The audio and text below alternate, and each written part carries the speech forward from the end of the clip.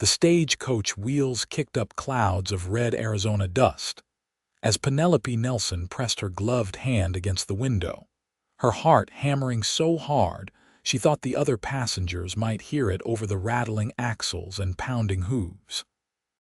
She had traveled nearly 2,000 miles from Philadelphia to Camp Verde, a small settlement nestled in the Verde Valley, to marry a man she had never met, and with each passing mile, the weight of her decision pressed harder against her chest like a stone. The letter in her reticule had been read so many times the creases were wearing thin, the ink slightly smudged from her nervous fingers. Franklin Hayes had written with a steady hand about his ranch, his cattle, his need for a wife who could handle the harsh Arizona territory life. He had been honest about the challenges, about the loneliness, about the fact that he was not a man of flowery words or romantic gestures. What he promised was security, respect, and a home. What he did not promise was love, and that absence haunted Penelope more than she cared to admit. She was 23 years old, past the prime marrying age by Philadelphia standards, and her prospects had dwindled after her father's business collapsed and left the family with nothing but debts and shame. Her mother had died 2 years prior, and her younger sister had married a shopkeeper in Baltimore. Penelope had been left with few choices: become a burden to her married sister, seek work as a governess or seamstress for meager wages, or answer one of the many advertisements seeking mail-order brides out west. Franklin Hayes's advertisement had stood out among the others. There was something direct and unflinching about his words, a honesty that suggested he would not lie to make himself seem better than he was. He had sent a photograph with his second letter, showing a tall man with broad shoulders, dark hair, and serious eyes beneath the brim of a worn hat. He was handsome in a rugged, weathered way, but it was the steadiness in his gaze that had made her write back, that had made her eventually agree to come. The stagecoach lurched over a particularly deep rut, and Penelope grabbed the edge of her seat to keep from tumbling into the lap of the elderly woman across from her. The woman, who had introduced herself as Mrs. Crawford, smiled kindly. "First time out west, dear?" "Yes, madam," Penelope said, smoothing her traveling dress, which was covered in a fine layer of dust despite her best efforts. "Visiting family." Penelope hesitated, then decided there was no point in hiding the truth. "I am to be married, to a rancher in Camp Verde, Mrs." Crawford's eyebrows rose with interest. "A mail-order arrangement, yes. Well, do not look so frightened, child. I have known many such marriages that turned out quite well. My own niece married a miner up in Prescott that way, and they have 3 beautiful children now and are happy as larks." "It is what you make of it." Penelope wanted to believe that, but doubt gnawed at her insides. What if Franklin Hayes was cruel? What if he expected things from her she could not give? What if she disappointed him? What if they could not stand each other? The questions spiraled endlessly in her mind, and she pressed her fingers to her temples, willing them to quiet. The stagecoach driver shouted something she could not make out, and the vehicle began to slow. Through the window, Penelope saw the first buildings of Camp Verde coming into view. It was smaller than she had imagined, a collection of wooden structures and adobe buildings scattered along the Verde River, with the green cottonwoods standing out starkly against the brown and red landscape. Mountains rose in the distance, purple and imposing under the late afternoon sun. Her stomach twisted itself into knots as the stagecoach pulled up in front of a building with a sign that read, "Wells Fargo Station." Dust swirled as the horses came to a stop, and the driver climbed down to open the door and help the passengers out. Penelope stepped down on shaking legs, her traveling bag clutched in one hand. She scanned the small crowd that had gathered to meet the stage, looking for a face that matched the photograph she had studied so many times. There were several men, ranch hands by the look of them, a few families, and then her eyes landed on him. Franklin Hayes stood slightly apart from the others, his hat in his hands, his dark hair slightly tousled by the breeze. He was taller than she had expected, well over 6 feet, with broad shoulders that filled out his work shirt. His face was tanned and lined from years in the sun, and there was a scar along his left jaw that the photograph had not shown. But it was his eyes that caught her attention, dark brown and steady, watching her with an intensity that made her breath catch. He stepped forward, and she noticed he moved with a slight limp, favoring his left leg just a touch. When he reached her, he stopped a respectful distance away and gave a small nod. "Miss Nelson." His voice was deep, roughened by the wind and sun. "Yes, you must be Franklin Hayes.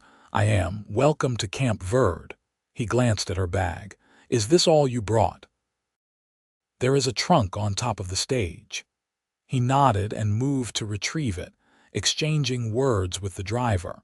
Penelope stood awkwardly, acutely aware of the curious glances from the townspeople. She felt like a specimen under glass, the mail-order bride come to marry the Hayes rancher. Franklin returned with her trunk hoisted easily on one shoulder despite its weight. "My wagon is just over here. It is about a 40-minute ride out to the ranch." She followed him to a sturdy wagon hitched to 2 horses. He set her trunk in the back with care, then turned to help her up onto the seat. His hands were large and calloused, but his touch was gentle as he steadied her elbow.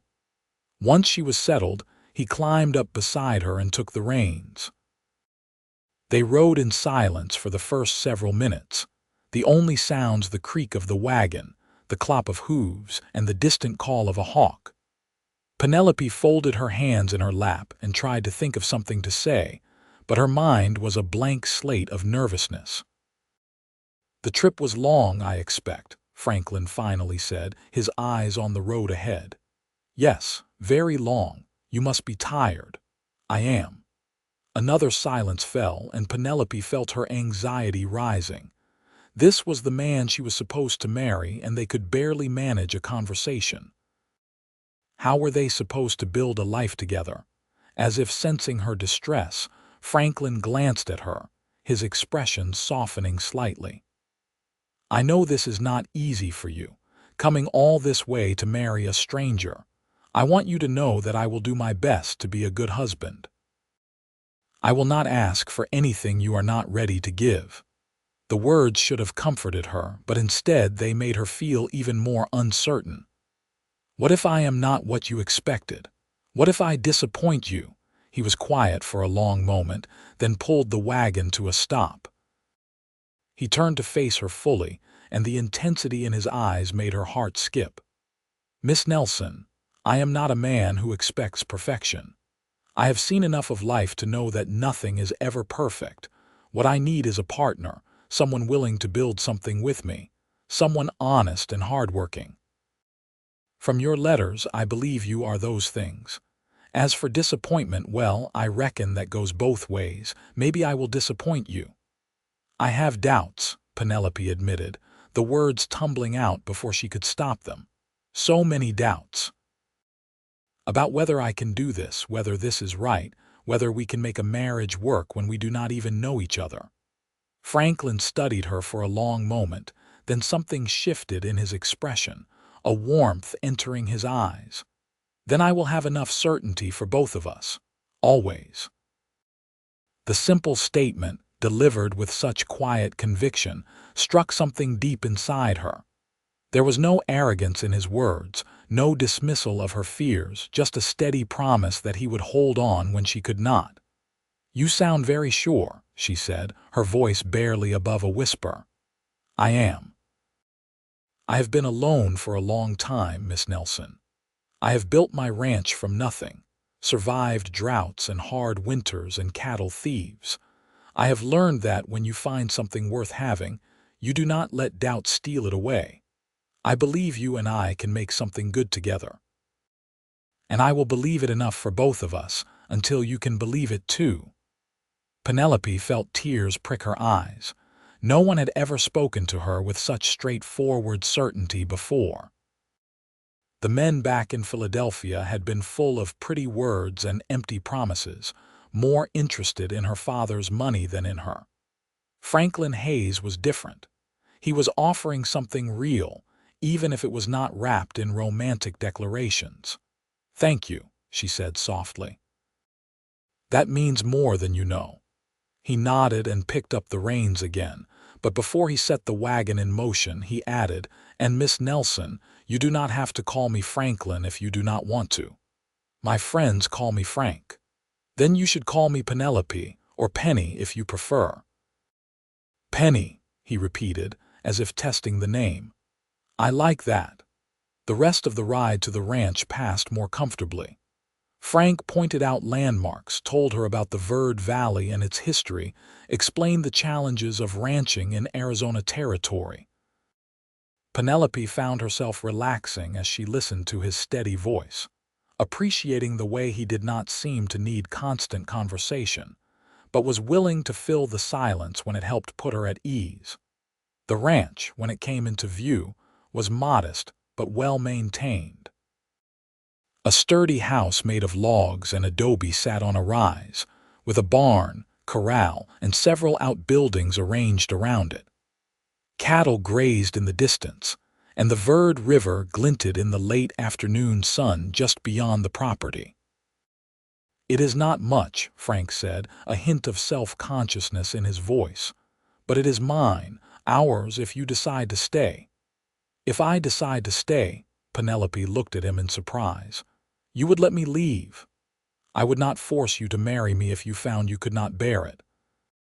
I would take you back to town, make sure you had passage back east if that is what you wanted. I told you, I need a willing partner, not a trapped one." His words were another gift, even though Penelope had no intention of running. She had not come all this way to give up at the first sign of difficulty, but knowing she had a choice, that he respected her enough to give her one, made all the difference. "I appreciate that," she said, "but I am not a quitter. I came here to marry you, and that is what I intend to do." Something that might have been relief crossed his face. "Good. Then let us get you settled. We have about an hour before sunset." He helped her down from the wagon and carried her trunk into the house. The interior was simple but clean, with a main room that served as kitchen and living area, 2 bedrooms off to the side, and a loft above. The furniture was handmade but solid, and there were touches that surprised her. A shelf of books, a framed map of Arizona Territory, curtains on the windows that, while plain, showed someone had cared enough to hang them. "The bedroom on the right is yours," Frank said, setting her trunk down just inside the door. "I will sleep in the other one. The loft is storage right now, but it could be fixed up for children someday if we are so blessed." The mention of children made Penelope blush, but she appreciated his matter-of-fact tone. He was not trying to seduce her or make demands, just stating facts about the future. "Thank you. It is a lovely home." "I am glad you think so." He glanced toward the kitchen area. "I imagine you are hungry." "I am not much of a cook, but I can manage bacon and beans and biscuits." "I can cook," Penelope offered. "That is one skill I do have. My mother taught me well." "Then maybe you can teach me. But tonight you rest. You have had a long journey." Despite his insistence, Penelope found herself helping him prepare the meal, unable to sit idle while he worked. They moved around the small kitchen carefully, still learning each other's rhythms, but there was something pleasant about the domestic simplicity of it. Frank built up the fire in the stove while Penelope sliced bacon. He mixed biscuit dough while she set the table with mismatched plates and tin cups. Over dinner, they talked more easily than before. Penelope told him about Philadelphia, about her family's fall from grace, about her sister and the life she had left behind. Frank told her about growing up on a ranch in Texas, about coming to Arizona Territory after the war, about building his herd from 10 head of cattle to nearly 200. He spoke of his limp, acquired when a horse threw him 3 years back and crushed his leg, and how he counted himself lucky it had healed at all, even if it left him with a permanent reminder. "I am 29, he said, after she had shared her age. "I know that is a bit older, but I spent my younger years just trying to survive and build something. There was not much time for courting." 29 is not old, Penelope assured him, "and I understand about survival. The last few years have been about that for me too." After dinner, Frank insisted on cleaning up while Penelope unpacked her trunk. She found herself moving slowly, touching the simple furniture in her new room, looking out the window at the darkening landscape. The mountains were black silhouettes against a sky turning from purple to deep blue, and stars were beginning to emerge, more stars than she had ever seen in the city. There was a soft knock on her door. "Penny, I am going to check on the horses and lock up the barn. Will you be all right?" "Yes." "Thank you." She heard his footsteps retreat, the front door open and close. Alone in the quiet house, Penelope sat on the edge of her bed and let out a long breath. She was here. She had done it. And Franklin Hayes, her soon-to-be husband, was not what she had feared. He was kind, respectful, steady. But was that enough? Could kindness and respect turn into love? She did not know, but she remembered his words spoken with such conviction. "I will have enough certainty for both of us, always." Maybe that would have to be enough for now. The next morning, Penelope woke to the smell of coffee and the sound of Frank moving around in the kitchen. She dressed quickly in one of her simpler dresses, braided her brown hair, and emerged to find him standing at the stove, looking somewhat helpless. "I was trying to make breakfast," he admitted with a rueful smile, "but I am afraid I am proving my own point about not being much of a cook." Penelope laughed, the sound surprising her. "Let me help." Together they made a decent breakfast of eggs, leftover biscuits, and fried potatoes. As they ate, Frank outlined his plans for the day. "I need to ride out and check on the cattle, make sure none have wandered too far. It will take most of the day. You are welcome to come with me if you want to see more of the ranch, or you can stay here and rest, get more settled." "I would like to come," Penelope said, surprising herself. But she found she did not want to be alone all day, and she was curious about his work, about this new life. Frank's face brightened. "Good. I will saddle a gentle mare for you. Do you ride?" "I used to when I was younger. But it has been some years. It will come back to you." An hour later, Penelope found herself on horseback for the first time in nearly a decade, following Frank out into the Arizona morning. The mare he had chosen was indeed gentle, responding to the slightest pressure from Penelope's knees, and after a few minutes of nervousness, she began to relax and enjoy the ride. The land was beautiful in a stark, raw way that was completely different from the manicured parks and streets of Philadelphia. Red rocks jutted from the earth like ancient monuments, and the vegetation was sparse but resilient. Saguaro cacti and mesquite and palo verde trees. The sky was a blue so bright it almost hurt to look at, and the air smelled of dust and sage. Frank rode beside her, pointing out the boundaries of his property, showing her where water sources were located, explaining how he rotated his cattle to keep them from overgrazing any one area. His knowledge was deep and practical, earned from years of hard experience, and Penelope found herself fascinated by the complexity of ranch management. They found the cattle spread out across a wide valley, about 50 head in this particular group. Frank dismounted and walked among them, checking their condition with practiced eyes. Penelope watched from her horse, noting the care he took, the way he spoke gently to the animals even though they could not understand his words. "You care about them," she observed. "They are my livelihood," he said. But yes, I suppose I do. It is hard not to when you spend every day working to keep them alive and healthy. They stopped for lunch by a small creek, sitting on flat rocks and eating the bread and cheese Frank had packed in his saddlebags. The water burbled over smooth stones and a breeze rustled through the cottonwood trees overhead. "This is a good life," Penelope said, surprising herself with the realization. "Different from what I knew, but good." "It can be lonely," Frank admitted. "That is why I wanted a wife. Not just for help with the work, though that is part of it, but for company, for someone to share things with." "Is that all you want? Company?" He looked at her, and there was something vulnerable in his expression. "No, I want more than that. I want a real marriage, Penny, a partnership. Someone I can count on and who can count on me. Someone to build a future with, and maybe, in time, love. You think love can come even when we started this way? I do. My parents' marriage was arranged. They grew to love each other deeply. I saw it every day of my childhood. Love is not just a lightning bolt, though I reckon it can be that too. Sometimes it is something that grows slow and steady, built on respect and shared work and choosing each other day after day." His words settled into her heart, taking root.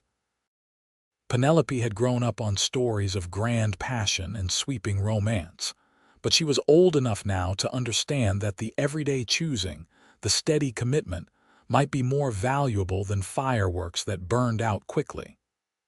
"I hope you are right," she said softly. "I am certain I am," he replied, and she heard the echo of his earlier promise in those words.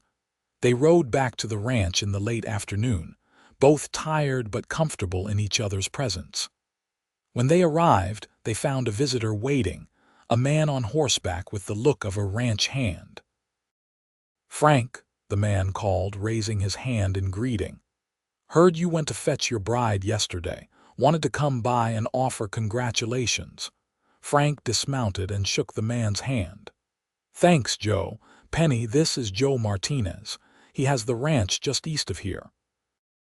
"Joe, this is Penelope Nelson, my intended." Joe swept his hat off, revealing dark hair streaked with gray. He was probably in his 40s with a weathered face and kind eyes. "Pleasure to meet you, Miss Nelson. Welcome to the valley." "Thank you, Mr. Martinez. My wife Rosa wanted me to invite you both to dinner tomorrow night if you are agreeable. She is excited to meet you and figured you might not have had much chance to settle in yet." Frank looked at Penelope. "What do you think?" "I would like that," Penelope said, meaning it. The thought of meeting another woman, someone who might become a friend, was appealing. "Then we will be there," Frank said. "Tell Rosa we appreciate the invitation." After Joe had ridden off, Frank and Penelope tended to the horses together, working in comfortable silence. Penelope was beginning to see how life would be here. The rhythms of ranch work, the importance of neighbors in this isolated country, the quiet companionship that could exist between two people who were learning each other. That evening, as they sat on the porch watching the sunset paint the sky in shades of orange and pink, Frank said, "We need to talk about the wedding. I thought maybe the end of the week, if that gives you enough time to feel ready. The preacher comes through Camp Verde on Saturdays, and we could have a small ceremony at the church." Penelope's heart skipped. The end of the week, 4 days away. 4 days until she would be married to this man, bound to him for life. The doubts surged back, but she pushed them down, remembering his certainty. "The end of the week is fine," she said. Frank reached over and took her hand, his touch warm and solid. "I meant what I said, Penny. I have enough certainty for both of us. You do not have to be afraid." She looked at their joined hands, his so much larger than hers, calloused and strong. "I am trying not to be. That is all I ask. Just try. The rest will come." The dinner at the Martinez Ranch the next evening was a welcome distraction from Penelope's swirling thoughts. Rosa Martinez was a plump, cheerful woman with streaks of silver in her black hair and a smile that lit up her whole face. She swept Penelope into a warm embrace the moment they arrived, chattering in rapid English peppered with Spanish words. "I am so happy to meet you. It is good Frank finally found someone. He has been alone too long, that one. Come, come inside. I have made enchiladas and rice and beans, and there is flan for dessert." The Martinez home was smaller than Frank's but filled with life. There were 4 children, ranging from a girl of about 16 down to a boy of 7, and the noise and energy were overwhelming at first. But Rosa's warmth and Joe's easy hospitality soon put Penelope at ease. Over dinner, Rosa asked Penelope dozens of questions about Philadelphia, about her journey, about her first impressions of Arizona.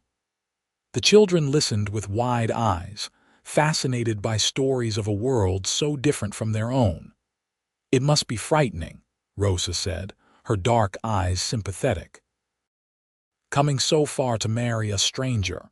"It is," Penelope admitted, "but Frank has been very kind." Rosa glanced at Frank, who was deep in conversation with Joe about cattle prices. "He is a good man, honest and hard-working. He will take care of you. I hope I can be a good wife to him." "You will learn. Marriage is not easy no matter how it starts. Joe and I, we fought like cats and dogs our first year, but we learned each other, learned how to bend and compromise. Now I cannot imagine life without him." She patted Penelope's hand. "Give it time. And come visit me whenever you need to talk. It can be lonely out here for a woman, especially one not used to this life." After dinner, while Rosa and the older children cleaned up, Frank and Joe went outside to discuss some business matter. Rosa pulled Penelope aside. "I know we just met, but I feel I should tell you something. Frank, he had a difficult time some years back. His first intended, a girl from Prescott, she came to visit, and then decided she could not handle ranch life. She left him standing at the altar, embarrassed him in front of the whole town. It made him cautious, made him close himself off. But he must see something special in you to have asked you to come. Do not give up on him, yes. He deserves happiness." The revelation stung. Frank had not mentioned a previous failed engagement. But Penelope understood now why he had been so careful in his letters, why he had emphasized honesty and hard work over romance. He had been hurt before. "I will not give up," Penelope promised. When they rode home that night under a sky full of stars, Penelope asked, "Why did you not tell me about your first intended?" Frank was quiet for so long she thought he might not answer. Finally, he said, "Because it is in the past, and I did not want it to color your view of me or this arrangement.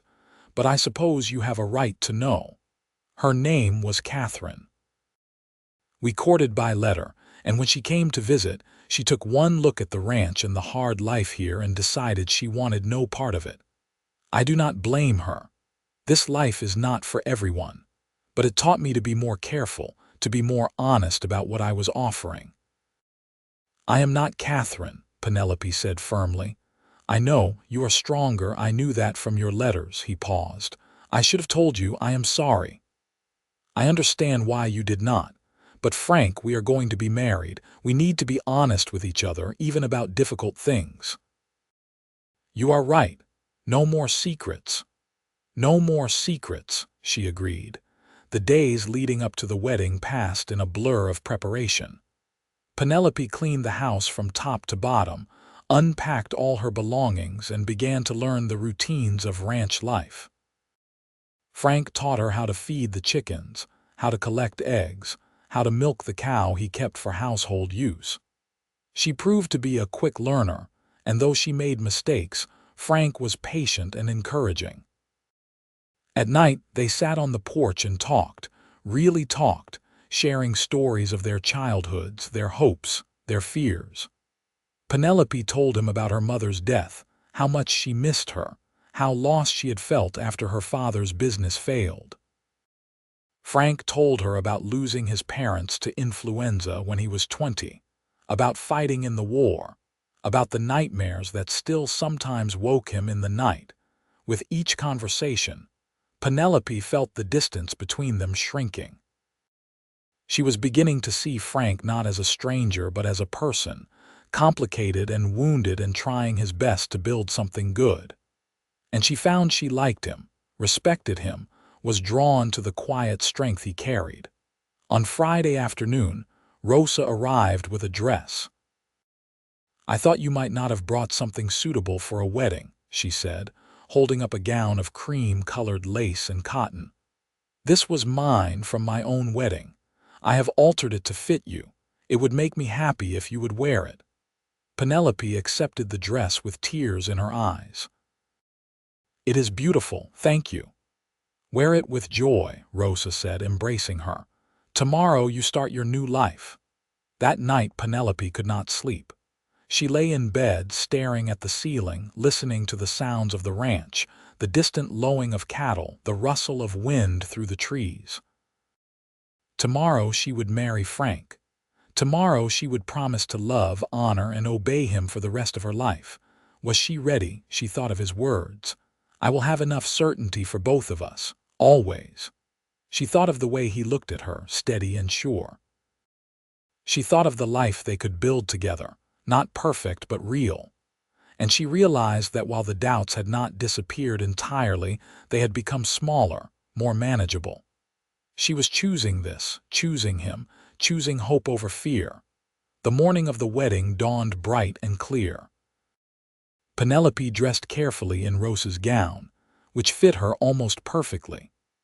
She left her hair down, curling softly around her shoulders, and pinned a small spray of wildflowers Rosa had brought to the side of her head. Frank was waiting by the wagon, dressed in a clean shirt and dark trousers, his hair neatly combed.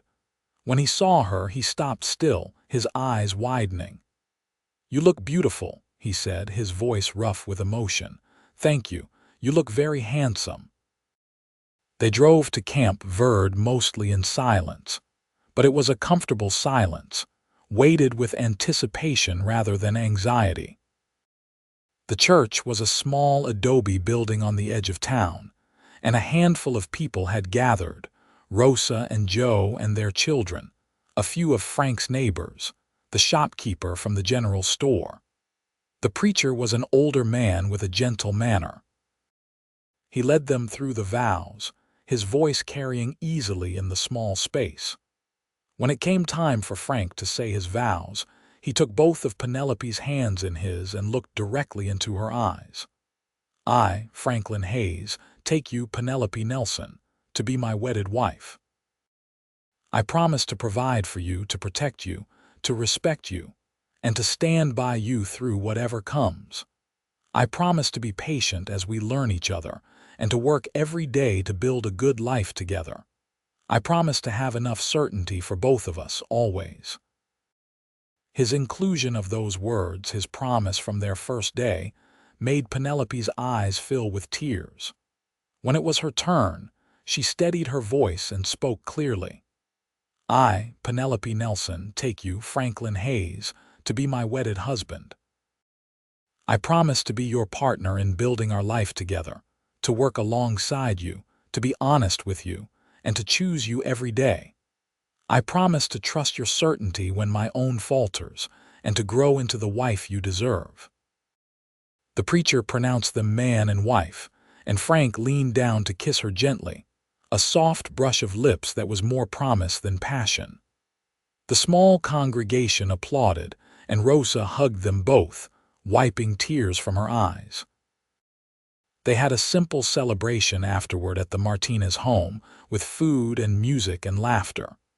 Penelope found herself relaxing, enjoying the warmth of community, the feeling of belonging.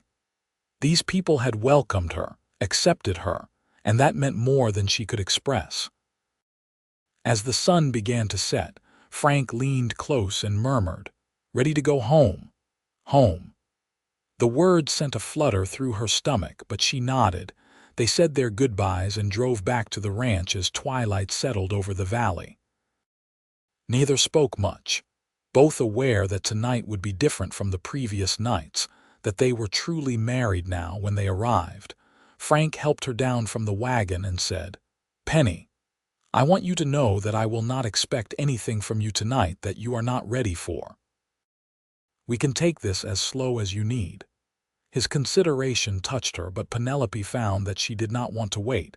She had spent so much time being afraid, doubting. It was time to take a leap of faith. "I am ready," she said softly. "I am your wife. I want to be your wife in all ways."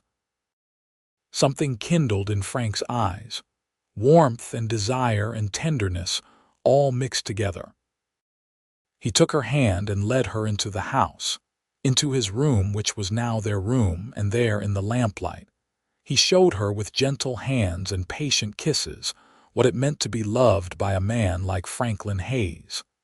The days after the wedding fell into a comfortable pattern.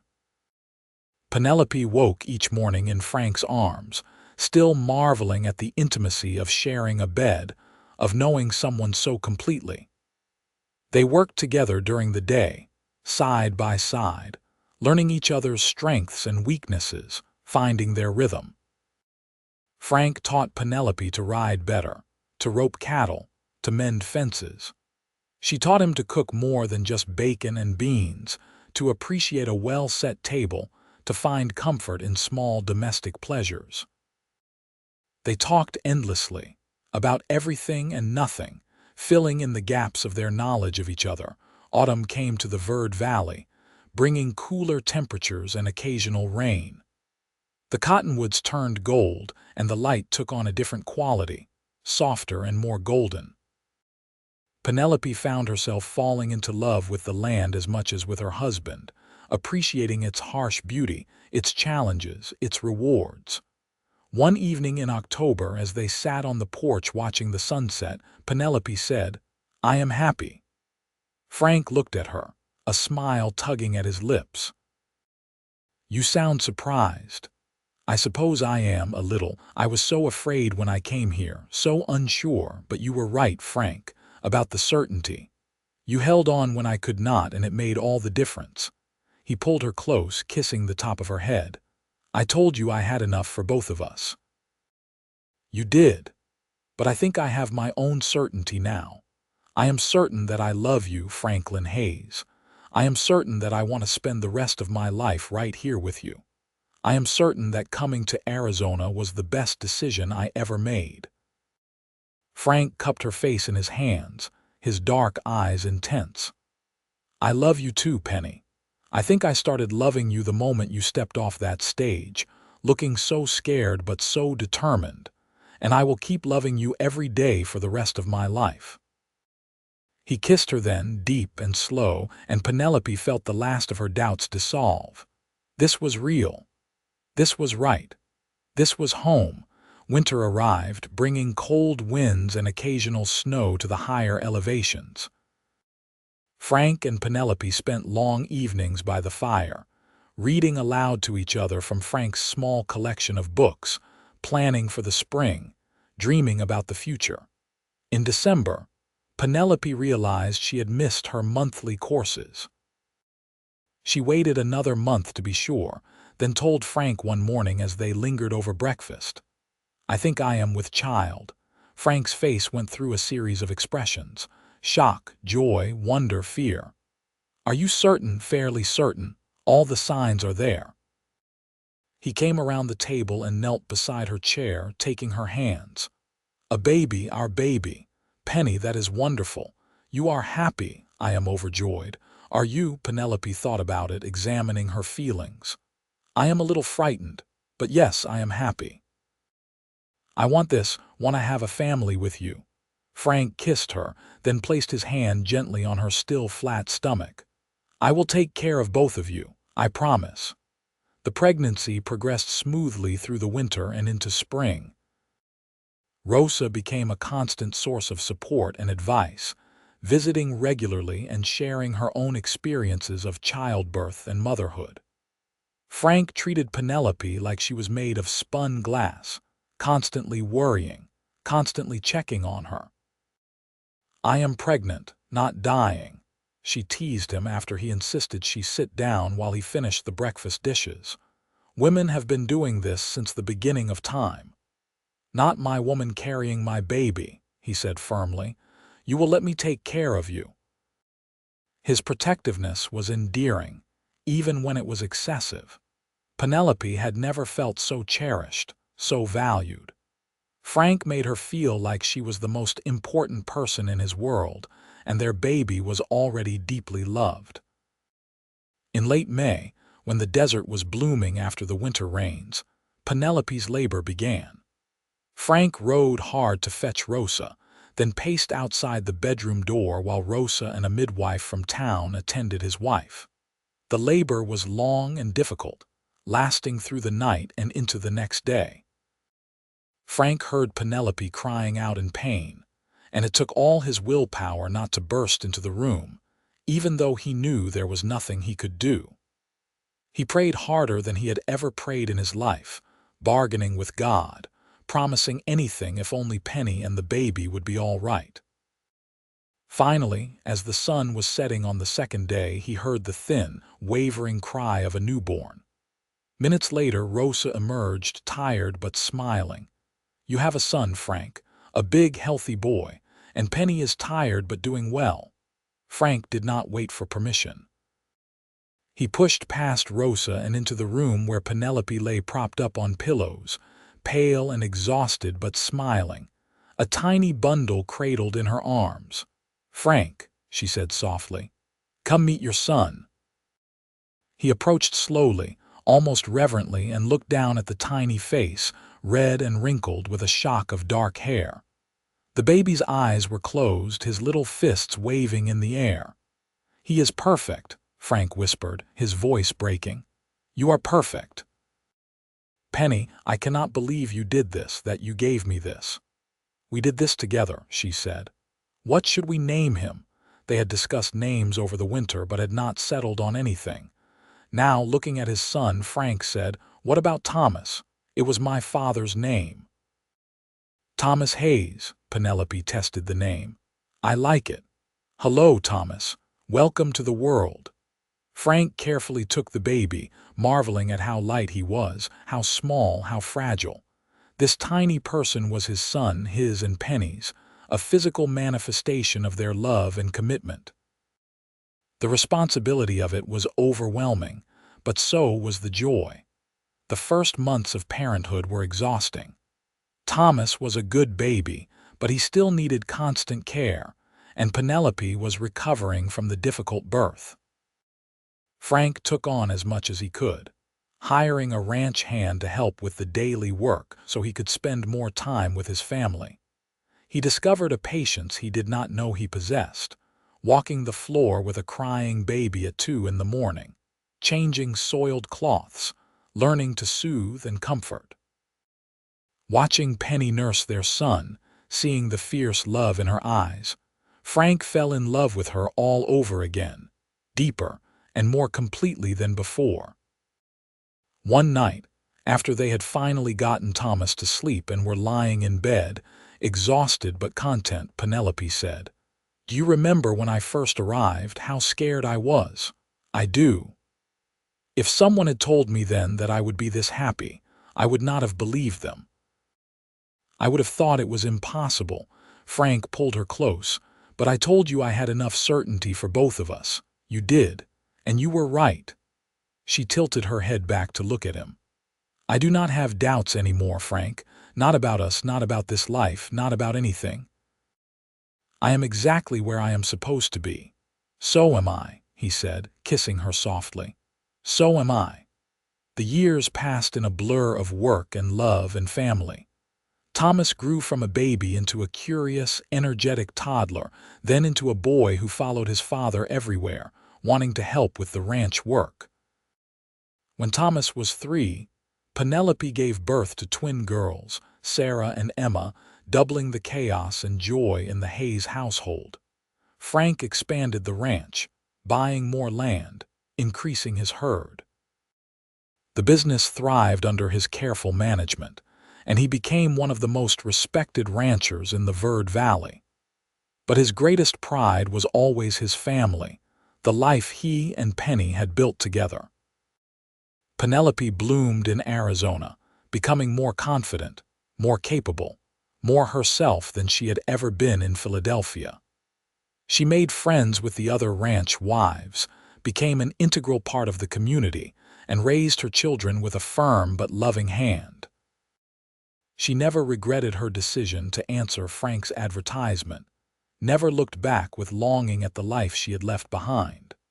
On their 10th wedding anniversary, Frank surprised her with a trip to Prescott, arranging for Rosa to watch the children for a few days. They stayed in a hotel, had dinner in a restaurant, and walked through the town like courting sweethearts. As they strolled through the evening streets, Penelope said, "You remember what you told me on my first day here, about having enough certainty for both of us?" "I remember everything about that day," Frank said. "I think about those words often. How much courage it took for you to say that, to make that promise. You changed my life with that promise, Frank. You gave me the strength to take a chance, to trust, to hope. And look what we have built because of it." Frank stopped walking and turned to face her, taking both her hands. "I did not change your life, Penny. You did that yourself. I just held steady while you found your footing. You were always strong enough. You just needed to believe it." "We made each other stronger," she said. "That is what a good marriage does." "Yes," he agreed. "And I would choose you again, every single time, in every possible version of the world. You are the best thing that ever happened to me." They kissed there on the street, not caring who might see, and Penelope felt the same rush of love and certainty she had felt on their wedding day, only deeper, richer, tested by time and trials and triumphs. More children came, another son they named Jacob, and then a daughter, Lillian. The house was expanded to accommodate the growing family, the loft converted into bedrooms for the older children. The ranch continued to prosper, surviving droughts and harsh winters and market fluctuations through Frank's skill and Penelope's careful management of their finances. Thomas grew into a young man who loved the ranch as much as his father did, who planned to take over the operation someday. The twins were different as night and day, Sarah quiet and bookish, Emma adventurous and always getting into mischief. Jacob was gentle and loved animals, while Lillian was the baby everyone doted on. Frank and Penelope watched their children grow with pride and occasional worry, guiding them, correcting them, loving them fiercely. They had their disagreements over the years, their difficult moments, their struggles. But they always came back to each other, always remembered their commitment, always chose love. On a warm evening in late summer, 25 years after Penelope had first arrived in Camp Verde, Frank and Penny sat on their porch watching the sunset. The children were all inside, the older ones helping the younger ones with various tasks, the sound of laughter and occasional arguments drifting through the open windows. Frank's hair was more gray than dark now, and lines creased his face. Penelope's brown hair had silver threads, and she wore spectacles for close work. But when they looked at each other, they still saw the young people they had been, the strangers who had taken a chance on each other. "Do you ever wonder what would have happened if you had not gotten on that stagecoach?" Frank asked. Penelope considered the question. "Sometimes, but I cannot imagine any other life than this one. Everything I am, everything I have came from that decision. From you. I used to lie awake at night before you came, wondering if I was making a mistake, asking a woman to come all this way to marry a man she had never met, wondering if you would hate me, hate this life, if I was being selfish. You were not selfish. You were brave. We both were." Frank reached for her hand, and she laced her fingers through his, their hands fitting together as perfectly as they had that first day in the wagon. "I have loved you every day of these 25 years, Frank said. Even the hard days, the days when we fought or struggled or doubted. Even those days I loved you. And I have loved you, Penelope said. You kept your promise, Frank. You had enough certainty for both of us until I found my own. And then we had certainty together, and that has made all the difference. They sat in comfortable silence as the sun painted the sky in brilliant shades of orange and red and purple, the same sky that had been there the day Penelope arrived, the same landscape that had seemed so alien and frightening then, and was now as familiar and beloved as her own face in the mirror. Thomas emerged from the house, now a young man of 24, tall and broad-shouldered like his father. "Mother, father, dinner is ready." "We will be right there," Penelope said. Thomas smiled and went back inside, and Frank stood, offering his hand to help Penelope up. Her joints were a bit stiff these days, and she accepted his assistance with gratitude. They had grown old together, and they would continue growing old together, until one of them was left behind. It was a thought that brought sadness, but also profound gratitude for the years they had been given. As they walked toward the house, toward the warm light and the sound of their children's voices, Frank pulled Penelope close and kissed her temple. "Thank you," he said softly. "For what?" "For getting on that stagecoach, for taking a chance, for loving me, for giving me this life." Penelope smiled up at him. "Thank you for having enough certainty for both of us, for being patient, for loving me even when I was afraid, for being exactly who you promised to be."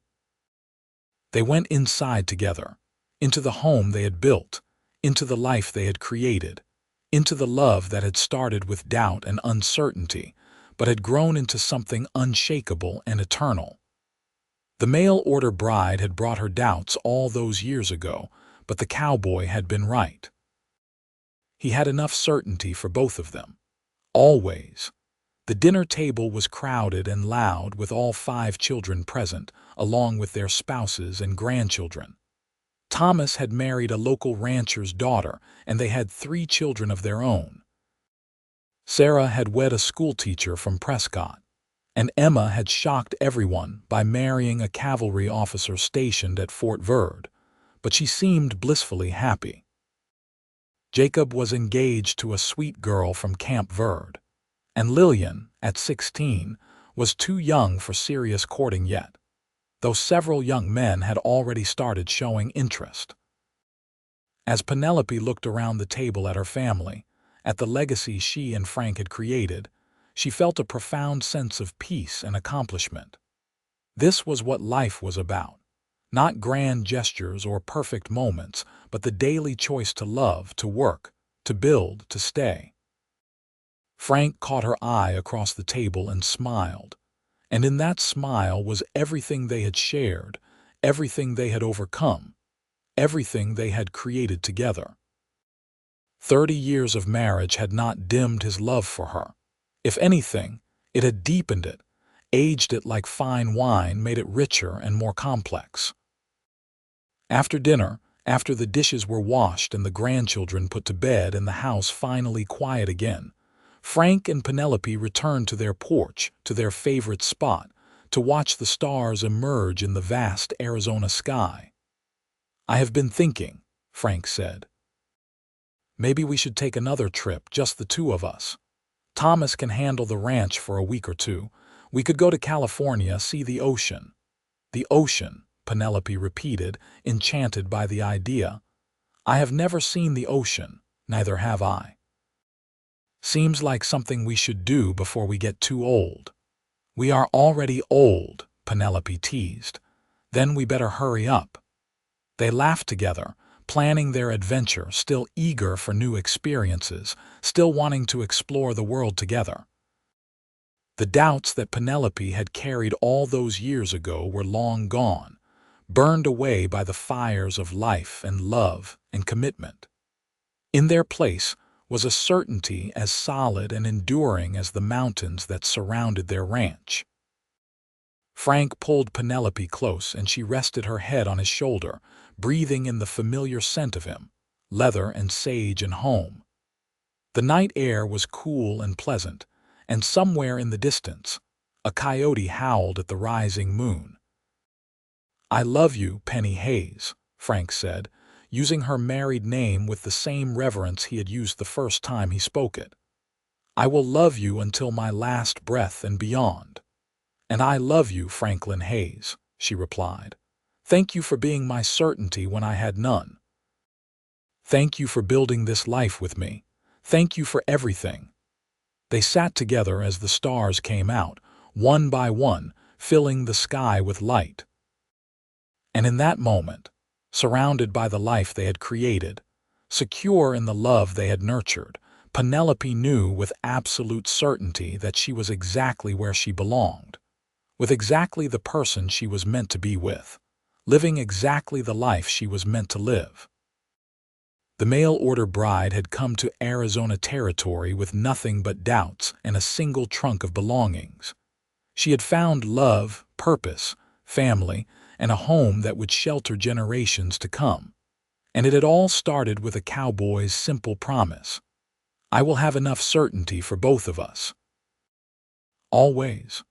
A promise he had kept every single day for the rest of his life.